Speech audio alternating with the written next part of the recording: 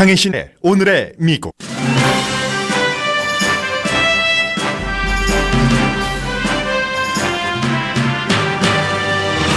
텍사스주 작은 마을 주민의 7%가 숨진 총격 사건이 발생했습니다. 범인은 공군에서 불명예 제대한 26살의 백인 남성으로 가정폭력 전과가 있고 도주 도중 자살했습니다. 용의자가 총격 사건을 일으킨 교회는 용의자와 별거 중인 부인의 엄마, 자신의 장모가 다니던 교회입니다. 수사팀은 용의자가 장모에게 악감정이 있었다고 발표했습니다. 군법에 따르면 불명예 제대한 용의자는 총을 구입할 수 없는데도 여러 종류의 총기를 구입했습니다. 트럼프 대통령은 이번 총격 사건의 문제는 총이 아니라 정신건강이라고 말했습니다. 오바마 전 대통령은 신이라도 이런 비극적인 사건을 막을 스텝을 밟는 것을 허락할 것이라고 트윗했습니다. 이번 사건을 대하는 언론의 보도 방향도 극과 극입니다. 팍스는 아예 뉴스를 뒤로 미루거나 마을의 크기 등을 강조해서 보도하고 다른 이슈로 넘어갑니다. 반면 CNN은 총격 사건 전반을 시간대마다 자세히 보도합니다. 트럼프 대통령의 한국 방문은 국가의 주권을 가장 크게 양보한 한국이 한국의 운명을 결정하는 게 얼마나 영향력이 없는지를 상기시켜준다고 미국 언론이 보도합니다. 일본을 방문 중인 트럼프 대통령은 북한에 대해서 지금까지 해왔던 말을 되풀이합니다. 다만 일본에 군사 장비를 팔길 원한다고 노골적으로 말해버렸습니다. 트럼프 대통령은 일본 자동차 제조업체 사주들과의 모임에서는 더 많은 자동차를 미국에서 만들어주기를 원했습니다. 미국에서 팔리고 있는 일본 자동차의 75%는 북미주에서 만듭니다. 트럼프 대통령이 아메리칸 인디안 지도자들에게 연방법을 무시하고 개발하라는 독려를 했다고 악시오스가 전했습니다. 연방 상무장관이 러시아 대통령의 사위가 컨트롤하는 회사에 투자를 해서 돈을 벌고 있는 것으로 드러났습니다. 여러분 안녕하십니까? 오늘의 미국 강혜신입니다. 일요일 아침 11시 20분경 그러니까 교인들이 한창 그 찬양도 하고 그리고 이 교회에서 예배 보는 것을 유튜브로 매주 올리기 때문에 촬영되고 하는 그 상황에서 총격 사건이 발생했습니다. 교회에서 발생한 총격 사건으로는 가장 많은 사람이 희생됐습니다. 400명 정도 살고 있는 텍사스주의 서덜랜드 스프링스라는 마을에 제1침례교회 퍼스트 바프티스트 교회에서 예배 도중에 일어난 사건입니다. 좀 전에 이제 다시 그 수사팀이 기자회견을 했는데 26명이 숨지고 20명 정도가 다쳤으며 또 숨질 수 있는 사람이 늘어날 수도 있다고 얘기를 했습니다. 5살에서 72살 사이의 사람들, 14살인 목사의 딸도 숨졌고 8명 한 가족이 이번 총격 사건으로 숨진 그런 그 비극도 있습니다. 이 마을은 인구 센서스 2000년도의 조사에서 362명이 인구였는데 우체국이 단 한 개 있고 신호등도 없습니다. 사람들이 뭐 농사도 짓고 하는 마을에서 이 같은 일이 일어나서 뭐 그야말로 미국은 충격 속의 충격입니다. 용의자는 데빈 패트릭 켈리, 올해 26살입니다. 화이트피플이고 고등학교를 졸업하고 이제 공군에 입대를 했는데 2010년부터 2014년까지 뉴멕시코주의 어떤 공군 기지에서 물류를 수송을 했고 그 사이에 2012년도에 가정폭력으로 와이프와 아이를 때렸다 하는 것으로 군법 재판을 받아서 여러 가지 벌을 받고 불명예 제대했습니다. 그런데 이제 그때는 첫 번째 와이프였고 이번에는 이제 두 번째 와이프의 장모와 연관이 된 것으로 수사팀이 초동 수사 결과를 방금 전에 발표를 했는데 이 교회에 들어갈 때 검은색 옷을 입고 얼굴은 백인이니까 하얗겠죠. 완전 무장에 방탄조끼까지 입고 교회로 들어가기 전부터 총을 발사하기 시작했습니다. 그런데 말씀드린 것처럼 불명예 제대를 했기 때문에 연방법으로는 총을 살 수가 없습니다. 어떻게 총을 구입을 했는지 여러 개의 여러 정의 총을 콜로라도주에서도 텍사스주에서도 샀습니다. 그리고는 이제 결국 그 총격 사건을 일으키고 그 누군가가 그 교회 안에서 이 범인을 쓰러뜨리고 총을 갖고 있었던 사람입니다. 라이플을 갖고 있었던 플러머입니다. 그리고는 범인이 총을 떨어뜨리고 도망을 치면서 트럭을 타고 뭐 시속 거의 그 95마일까지 그 도망을 쳤는데 범인과 범인의 총을 떨어뜨린 이 플러머가 55살입니다. 그 사람이 교회 밖으로 나와서 또 다른 트럭 기사 좀 젊습니다. 카우보이 모자를 쓰고 그 사람에게 좀 이렇게 그 많은 사람을 살해했으니까 가야지 된다, 쫓아가야지 된다 해서 두 번째 사람의 그 차에 트럭에 올라타고 범인을 시속 95마일로 쫓아간 겁니다. 그래서 결국은 처음에는 이 사람들이 그 범인을 그 살해했다라고 얘기를 하면서 뭐 물론 범인을 그 살해한 것이기는 합니다만은 영웅이다 얘기를 했었는데 최종적으로 이제 그 수사팀이 발표한 것을 보면은 범인이 추격 도중에 아버지에게 전화를 걸었었고 그리고 이제 자신의 머리에 총을 쏴서 그 숨진 것으로 드러났습니다. 일단 이 두 명의 주민 가운데서 한 명의 그 트럭 기사 그 조니 랜젠더프라는 트럭 기사가 하는 얘기입니다. 그렇게 많은 사람을 숨지게 했는데 왜 그를 살해해서는 안 되는가 뭐 이런 정도의 얘기입니다. Johnny He just hurt so many people and he just affected so many people's lives. Why wouldn't you want to take him down? 그래서 이제 시속 95마일까지 자신들의 그 생명도 위협에 놓고 계속 이제 추적하던 도중에 범인이 결국은 그 자신의 자동차에 컨트롤을 잃고 경찰이 오고 해서 끝났다는 겁니다. I saw the gunfire. The gentleman with the rifle came to my truck as the shooter took off, and he briefed me quickly on what had just happened, and said that we had to get him, and so that's what I did. 네, 그 젠틀맨이라고 얘기한 것은 범인을 교회에서 이미 그 총을 떨어뜨리게 했었던 그 55살의 사람이고, 그래서 결국은 이제 두 사람이 합세해서 이 범인이 다 또 다른 그 범죄를 저지르지 못하게, 그리고 그를 뭐 응징한다는 마음도 포함되어 있는 것 같죠. 좀 전에 말씀을 들어보시니까. 그래서 결국은 그 차의 컨트롤을 잃고 범인이 자신의 차 안에 갇혀 있는 동안에 55살의 그 스테판 윌포드라는 55살의 플러머가 밖으로 나가서 라이플로 범인을 향해서 마구 그 총을 쐈다는 겁니다. 그러나 사인은 범인이 스스로 머리에 그 발사한 총에 의해서다라고 지금 수사팀이 발표를 했습니다. 테러 그룹과는 연관이 없는 것으로 지금 그 알려졌습니다. 사건 현장에서 결국은 35마일 떨어진 곳에서 숨졌는데 이 마을이 샌안토니오에서 뭐 약 30마일 정도 떨어진 곳이랍니다. 두 번째 그 와이프와 별거 중인데, 두 번째 와이프는 이제 교회에서 선생님을 했고, 지금 이 용의자도 마찬가지로 지금 미국의 많은 그 보수 언론에서는 무신론자라는 것을 굉장히 그 헤드라인으로 뽑아서 강조를 합니다. 그런데 이 범인이 지금 26살밖에 되지 않았고, 원래 교회에서 바이블 스터디를 가르치던 그런 일도 했었습니다. 그러다가 어떤 순간, 그러니까 이제 그 썸 포인트에 무신론자로 됐고, 그 다음부터는 이제 그 종교를 믿고 있는 그런 사람들에서 대해서 마구 그 악평이라고 할까요? 그런 것도 했고, 이 두 번째 부인과는 범인이 23살 때, 그러니까 2012년도에 결국은 그 첫 번째 가정폭력 등등 스토리가 있었던 그 부인과는 이혼을 했고 군대에서 쫓겨났고, 2014년도 범인이 23살일 때 19살이던 그 데니엘이라는 여성과 함께 결혼을 했습니다. 지금 뭐 아이도 있는 것으로 알려지던가요? 그 부분은 잘 모르겠습니다. 제가 지금 혼돈이 됩니다.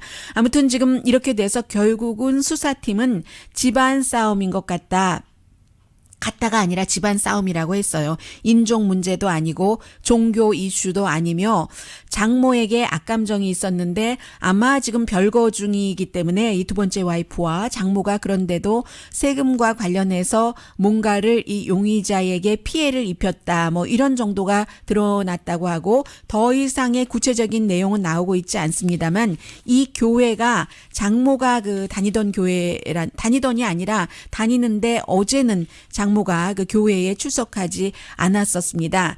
그래서 이제 이 사건에 대해서는 이제 비디오가 있기 때문에 이제 비디오 분석에 관한 여러 가지가 나올 테고 가장 중요한 것은 범인 한 사람이 또 텍사스이기 때문에 이미 교회 안에도 총을 갖고 있었던 사람이 있었던 것이잖아요. 그런데도 범인 한 사람이 마을 400명도 안 되는 인구의 7%를 살해하고 나머지 또 20명을 다치게 하고 이 정도 되면은 사람들이 그 총기 규제에 대해서 다시 한번 의문을 갖게 됩니다. 그런데 이제 트럼프 대통령이 일본에서 이제 여기에 대해서 기자들의 질문을 당연히 받았죠. 총기 규제에 대해서. 그러자 트럼프 대통령은 정말 심각한 최고의 정신질환이 일으킨 문제다. 총기의 문제는 아니다라고 얘기를 했습니다. I think that mental health is your problem here. This was a very, based on preliminary reports, very deranged individual. A lot of problems over a long period of time. 문제가 We have a 있었던 lot of mental 개인이었고요. health problems in our country, as do other countries. But this isn't a guns situation. 네, 우리 미국도 다른 나라와 마찬가지로 이 정신 건강이 굉장히 그 문제가 되고 있다. 더군다나 이 용의자는 아주 오랜 기간 동안 여러 문제를 갖고 있었던 사람이고 맨 마지막에 총이 문제가 아니라고 얘기를 하잖아요. 제가 이것을 잘못 들었는가 해서 다시 한번 들어봤습니다. 그 부분을. But this isn't a guns situation. Isn't a gun situation이라고 총 문제가 아니라고 얘기를 했습니다. 오히려 그 대통령은 다행스럽게도 총을 갖고 있었던 다른 사람이 다른 방향으로 총을 쐈다. 그게 다행이라고까지 얘기합니다. Fortunately, somebody else had a gun that was shooting in the opposite direction. Otherwise, it would have been as bad as it was. It would have been much worse. But this is a mental health problem at the highest level. 네, mental 그 health problem이다 at the highest level에서 정말 그렇지 총의 문제가 아니라고 계속 그 대통령은 강조를 하고 있고 총을 가진 사람이 더 나쁜 상황이 일어날 수 있는 것을 막았다고 얘기를 합니다. 이에 비해서 이제 많은 사람들은 이 정도가 되는데도 그 총을 규제하지 않는가 그야말로 군대에서 그 폭력 사건에 의해서 불명예 제대를 했었어야지 됐는데 어떻게 불법적으로 총을 구입할 수 있는 그 구멍이 많이 뚫렸다는 얘기잖아요. 지금 또 그 부분에 대해서도 조사가 되겠죠. 이제 합법으로 총을 구입할 수는 없었을 테니까 뭐 건쇼에서 샀는지 아직까지는 나오지 않고 있습니다. 버락 오바마 전 대통령은 물론 당연히 뭐 가족과 뭐 슬픔 뭐 이런 조의 표하는 것을 하고 나서 may 어쩌면 God도 신도 우리에게 이런 총격 사건을 막을 무기에 대해서 뭔가 확실한 스텝을 밟을 것을 승인할 것이다 라고 얘기를 했습니다. 샌디후크 초등학교 총격 사건 어린아이들이 수십 명이 숨진 사건이 일어난 지 이제 5년이 되잖아요. 그 당시에도 그 민주당의 대통령인 버락 오바마는 이제야말로 공화당이다 민주당이다 정치와 상관없이 의미 있는 액션을 취해야 된다라고 얘기를 했었는데 그 이후에 지금 그 분기별로 총격 사건이 일어날 때에 피해자를 보면은 훨씬 많아지죠. 당연히 이번처럼 AR-15을 총을 쏘면은 그 전쟁터에서 쓰는 총을 민간인에게 나 화난다고 쏘면은 물론 정신적인 문제 그런 모든 것이 있지만 그렇기 때문에 정신질환이 있는 사람은 미국에 전체적으로 통일된 총을 살 수 없도록 하는 규제를 만들어야지 된다는 얘기를 하고 있는 것입니다.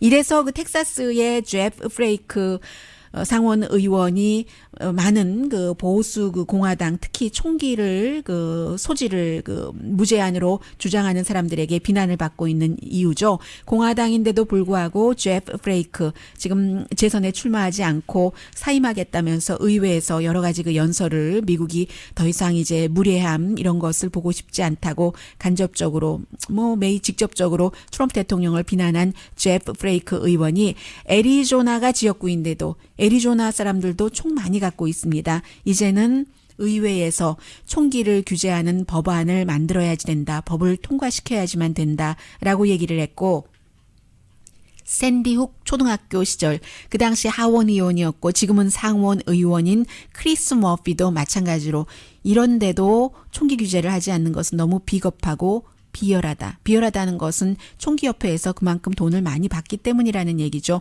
트럼프 대통령도 총기협회에서 굉장히 많은 그 지원을 또 단단한 돈이나 또 정신적으로 지지를 받고 있는 정치인이기도 하고요. 이 크리스 머피 상원 의원은 커네디컷이 지역구이고 지난주에 트럼프 대통령이 혼자서 그 북한을 선제 공격을 하는 결정을 내리기에는 지금까지 여러 가지 해온 것으로 봐서 불안정하니까 특별한 극박한 미국의 위협이 있을 때가 아니면은 의회의 승인 없이 북한을 선제 공격하는 것을 막아야지 된다는 법안을 상정한 의원이기도 합니다. 제가 오늘 이 내용을 전해드리면서 여러분들께서 만약에 팍스뉴스를 보셨다면 CNN을 보셨다면 전혀 다른 미국의 탑 뉴스를 보신다고 말씀드리고 싶습니다. 지금이야 방금 전에 오늘의 미국이 시작하기 직전에 지금 텍사스에서 기자회견을 했기 때문에 그 내용이 탑 뉴스로 나갔지만 로스앤젤레스 시간으로 7시 때, 6시 때 이런 때는 팍스뉴스와 CNN은 완전히 다른 세계를 보여주고 있었습니다.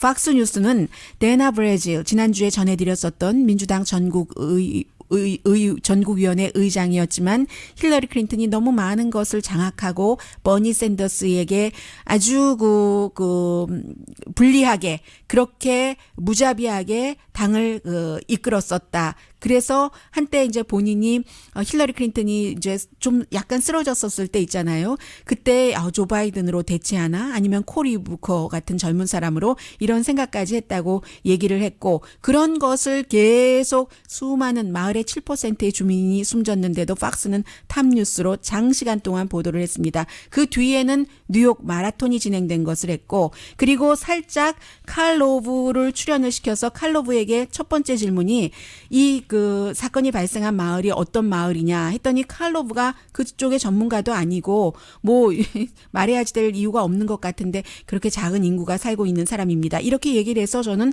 칼 로브에게 새로운 질문을 하려는가 보다 이번 총격 사건에 대해서 생각을 했더니 바로 세금 감면안에 대해서 넘어갔습니다.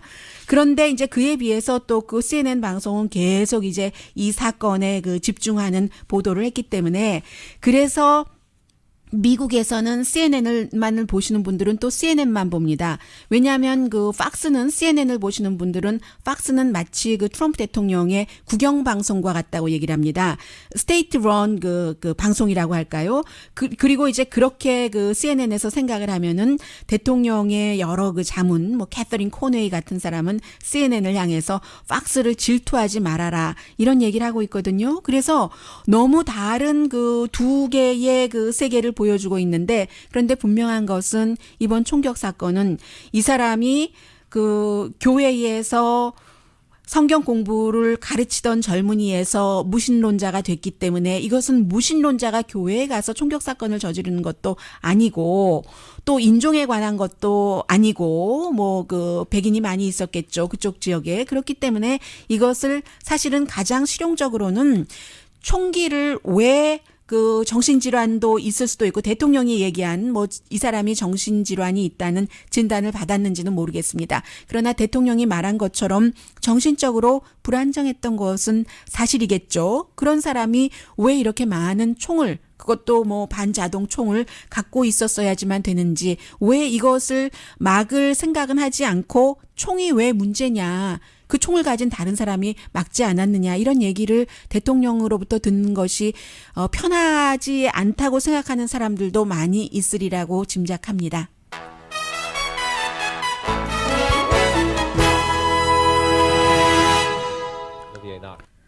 미국 언론에서 이런 헤드라인을 보니까 참 씁쓸했습니다. 저는 물론 미국에서 방송하고 있는 코리안 아메리칸입니다만은 이번에 트럼프 대통령이 이제 그 한국으로 가잖아요. 밤이니까 날이 새면 갈 텐데 한국이 얼마나 자국의 방어에 대해서 할 수 있는 일이 없는지를 트럼프 대통령의 방문이 상기시킨다. 미국 기자의 얘기예요. 잠시 뒤에 전합니다. 라디오 서울 방송 오늘의 미국 듣고 계십니다. 네, 그 말씀을 뭐 별로 중요한 것은 아니지만 직업병이에요.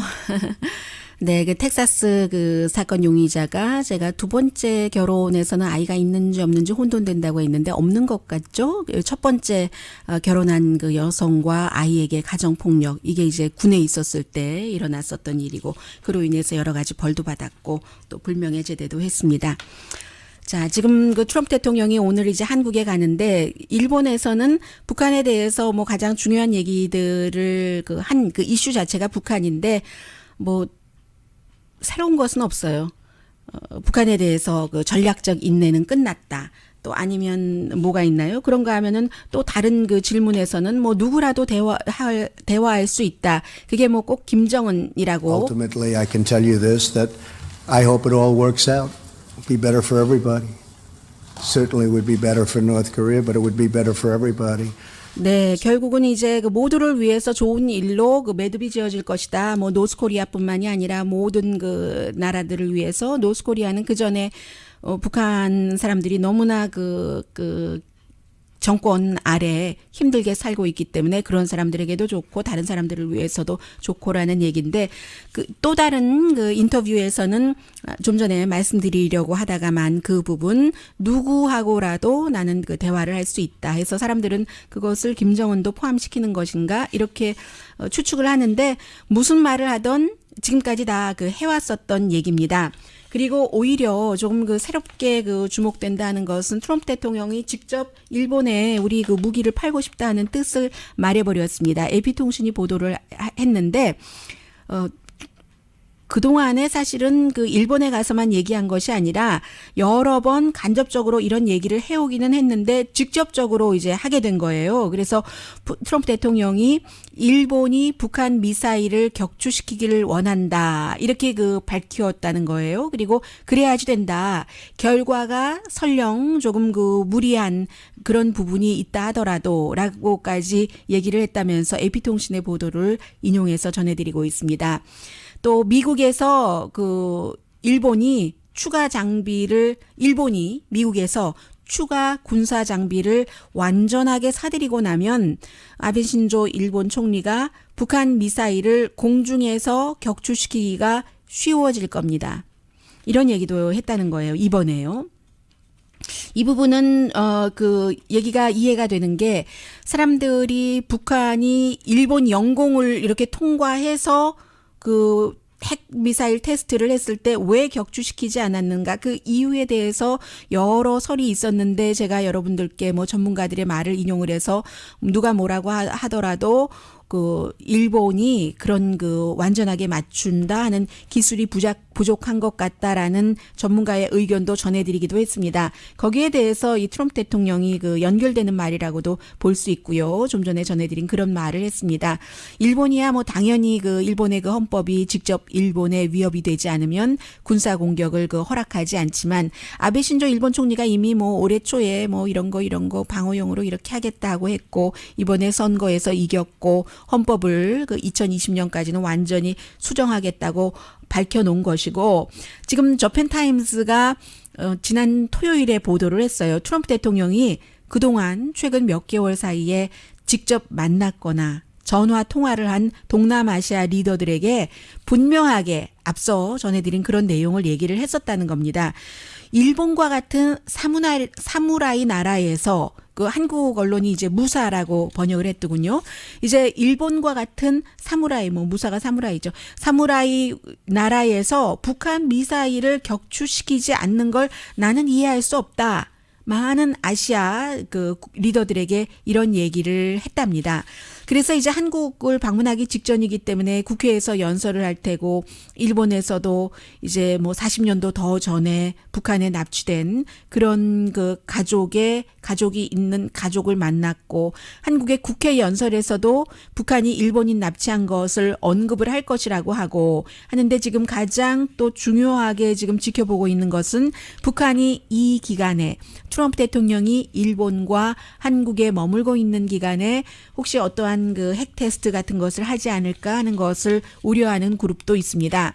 그리고 일본에서 무역에 대해서는요, 말은 터프했는데 또 부드럽게 하기도 했어요. 한 가지 주목되는 것은 일본 자동차 제조 회사의 오너들과 그 미팅을 가졌는데, 일본에서 자동차 더 많이 만드십시오. 쉬핑하지 말고, 뭐 무거운 자동차를 뭘 운반하지 말고, 그렇게 얘기를 했는데, 지금 그 2015년을 기준으로 볼 때요, 일본 자동차 협회가 발표한 것 보니까 미국에서 팔린 자동차의, 일본 자동차의 75%는 북미에서 만들었답니다.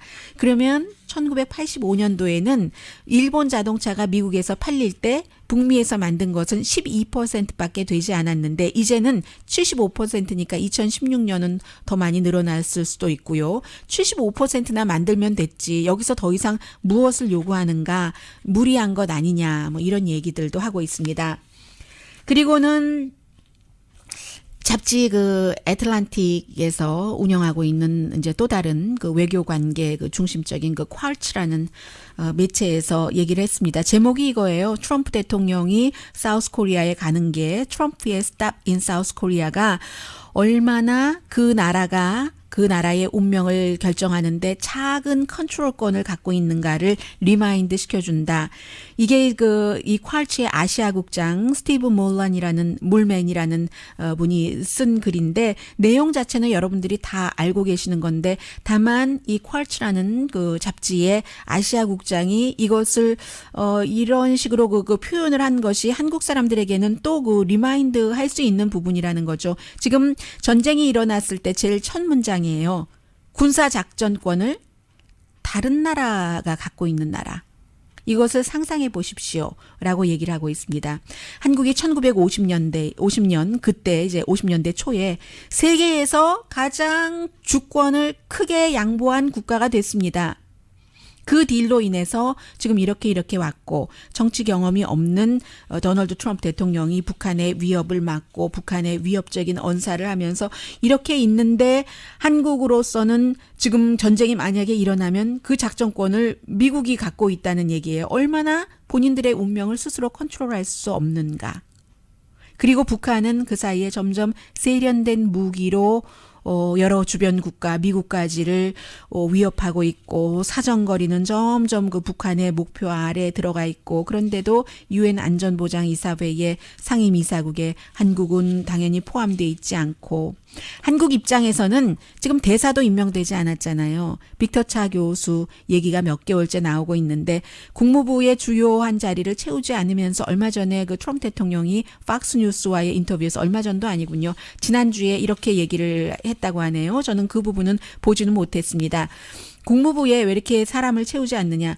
내가 하는데 뭐 다 내가 I am the only one that matters. 내가 다 알아서 내 주도로 한다. 뭐 이런 얘기를 한다는 거죠. 그래서 이 퀄츠는, 그런데 그 트럼프 대통령이 모든 이슈에 대해서 달인이 아니잖아요. 그래서 한국인들은 이제부터는 만일에 일어날 사건에 대해서 피해, 이것을 심각하게 생각한다는 거예요. 더군다나 린지 그레함 공화당 의원 같은 경우가 8월 달에, 아니 그게 내가 트럼프 대통령에게 직접 들었다. 전쟁이 일어나서 사람이 숨져도 한국 사람 숨지는 거지 미국이 아니야 라고 얘기했다는 것. 그래서 지난달에 뉴욕타임즈의 맨 부커상을 수상한 그 한강이, 한국 사람들이 트럼프 대통령이 그렇게 말할 때마다 너무나 그 걱정이다. 더군다나 트럼프 대통령이 우리는 이긴다. 걱정하지 마라. 이게 미국에서 일어나는 게 아니야. 이런 한반도에서 일어나는, 죽어도 한반도 사람들이 죽지. 이런 얘기요. 그리고 또 하나, 트럼프 대통령과 문재인 대통령과의 관계. 문재인 대통령이 전 인권법 변호사였다는 것을 다시 한번 상기시키고 있습니다. 그래서 한국인들이 정말로 작전 그 통제권 같은 것이 미국에 있는 것, 북한의 위협 같은 것을 전과 달리 좀 뚜렷하게 걱정을 하기 시작했는데, 거기에 맞춰서 또 문재인 대통령은 국회에서 핵무장 안 한다고 얘기를 했고 하면서, 문재인 대통령이 그런 얘기도 했다고 하네요. 일본 그 식민지 시대, 그 이후에 한반도 분단, 우리는 우리의 운명을 스스로 우리가 원하는 대로 결정하지 못했었던 비극적인 그런 그 역사에 대해서도 얘기했다고 하는데, 이것을 지금 트럼프 대통령의 한국 방문이 다시 상기시켜준다고 미국 퀄츠 아시아 지국장이 얘기했습니다.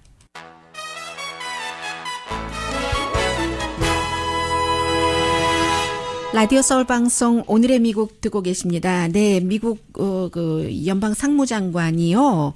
억만장자잖아요. 그 한국도 뭐 철강 이런 거 막 인수합병하고 하는 것으로 잘 알고 계시는 과거에 IMF 사태 때 그랬잖아요. 막 아시는 분들은 다 아실 테고요. 이 상무장관이 투자하고 있는 것이 그 큰 문제가 됐습니다.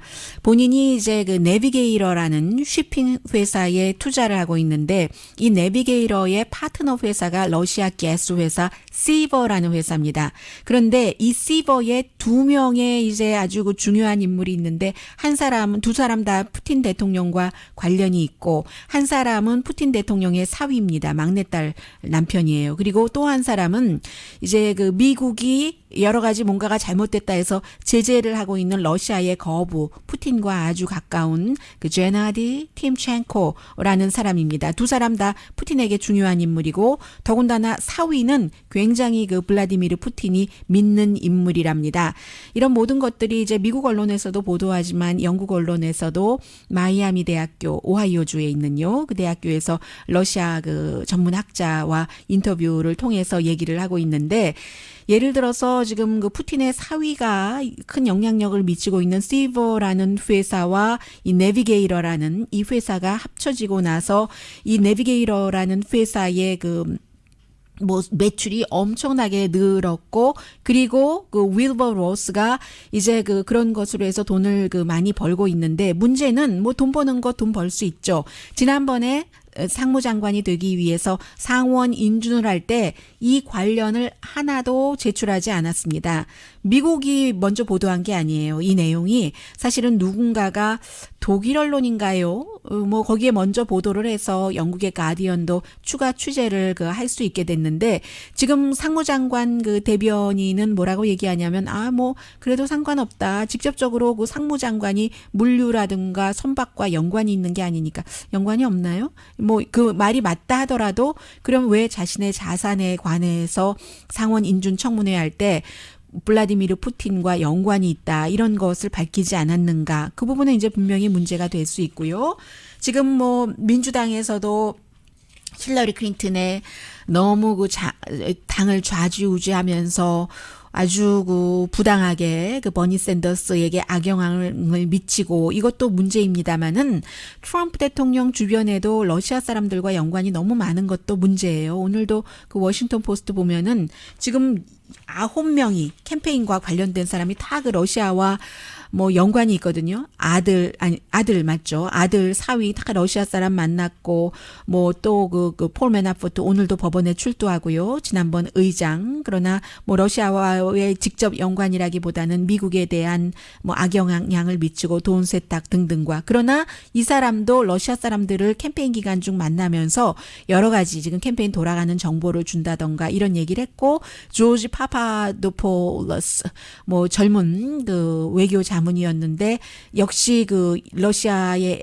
푸틴과 이제 누구죠? 그 트럼프 대통령을 뭐 만나게 하려고 했다던가 여러 가지를 기획을 했었고 지금 제프 세션스 법무장관도 러시아 사람들 만나면서 본인이 러시아 스캔들에서 빠졌어야지 됐고 그리고 또 그 트럼프 오가니제이션의 부사장이었던 그 마이클 코헨도 그렇고 카러 페이지라는 사람 캠페인의 자문이었던 사람 그리고 또 이제 또 다른 뭐 마이클 플린도 이제 국가안보보좌관이었다가 문제가 있어서 러시아 관계 문제가 있어서 그 자리에서 내려왔잖아요. 이렇게 많은 사람들이 직접적으로 연관이 있는데 마이클 플린 같은 경우는 또 특별검사가 그를 기소할 만한 증거를 완전히 지금 확보했다고 주말에 나와 있기 때문에 이게 크리스 매튜라는 사람이 뭐라고 얘기를 하냐면 이 사람은 뭐 분명히 그 좌예요. MSNBC의 그 크리스 매튜요. 본인이 언론계에서 50년 정도를 일했지만 나는 한 번도 러시안들과 연관이 있어 본 적이 없다. 이렇게 트럼프 주변에 유난히 러시안들을 만나고 연관이 있는 것은 정말 너무나 특별한 일이다. 뭐가 터져도 터지지 이렇게 얘기를 했고 그에 비해서 버니 샌더스 힐러리 클린턴에게 예비 선거에서 패배하고만 버니 샌더스는 뭐라고 얘기하냐면요. 러시안 스캔들 그게 중요한 게 아니야. 사람들이 지금 대학 등록금을 걱정을 해야지 되고 또 렌트비를 걱정을 해야지 되는데 결국은 그 일로 인해서 트럼프 대통령이 큰 해를 보는 일은 없을 것이다. 이제 이렇게 얘기를 했습니다. 그리고 또 하나는 그 트럼프 대통령의 성향을 얘기를 하는 건데요. 이 트럼프 대통령이 본인이 건축, 뭐 부동산으로 돈을 벌었고 평생을 딜을 하고 원하는 것을 얻었고 워싱턴 스타일에는 관심도 없고 하기 때문에 6월 달에 대통령인데 네이티브 아메리칸 리더들을 그 백악관에서 만났을 때 연방법을 무시하라고 했다. 이게 그 악시오스 최근에 나온 매체인데 굉장히 저널리스트들이 좋아해요. 클리어하게, 심플하게 모든 것을 좀 정리를 해주기 때문에요. 그리고 그 정리가 나중에 보면은 팩트 체크해 보면 맞습니다. 그래서 어떤 면에서냐면 에너지 같은 것, 땅을 사용하는 것, 또 석탄 개발 이런 것을 트럼프 대통령이 강조하잖아요. 네이티브 아메리칸 리더들에게 연방법을 무시하고라도 뭐 부족장 이렇게 부르면서 규제 없이 뭐 땅도 파고 다 해라 이렇게 얘기를 했다는 거예요. 그런데 부족장들이 별로 그렇게 흥미 없어 하자 Guys, I feel like 지금 내 말을 듣기를 원치 않는 것 같군요. 그런데 선택의 여지가 없어요. 다른 나라도 다 그렇게 해요. 중국 보세요. 모든 걸 다 이건 이래서 안 되고 저래서 안 되고 의문을 품지 않습니다. 그냥 합니다 하면서 do it 이렇게 그 대통령이 얘기를 했다고 하는데 이게 바로 공직 생활에서 잔뼈가 굵지 않은 사람이 할 수 있는 일이고 그로 인해서 일이 빨리 진행되는 것도 있고 또 부작용도 있을 수 있고 아직도 미국에서는 이제 대통령이 이제 거의 뭐 임기 몇 개월 있으면 1년 돼 가는데 이런 일들이 일어나고 있습니다. 네, 지금 그 텍사스 주에서 일어난 그 총격 사건 그 범인은 분명하게 이제 가정 문제였다 하고 밝혀지고 있고 그리고 10명이 지금 중태이기 때문에 더 많은 사람이 숨질 수도 있다는 얘기 나오고 있습니다. 3대 8명 가족이 숨지기도 했고 그런데도 대통령은 총이 아니라 정신건강이 문제라고 하는 오늘의 미국입니다. 참 미국적이라서 전해드립니다. 여러 가지로요. 랜드 폴 그 상원 의원이 주말에 집에서 잔디를 깎다가 갈비뼈 5대가 부러졌는데 안과 의사잖아요. 이웃과 역시 의사인 다른 사람과 평소에 조금 문제가 있었답니다. 그래서 잔디 깎고 있는데 뒤에서 이 사람이 와서 태클 걸어서 갈비뼈가 부러져서요. 지금 아직까지 그 켄터키에 그대로 머물고 있답니다. 강혜신이었습니다.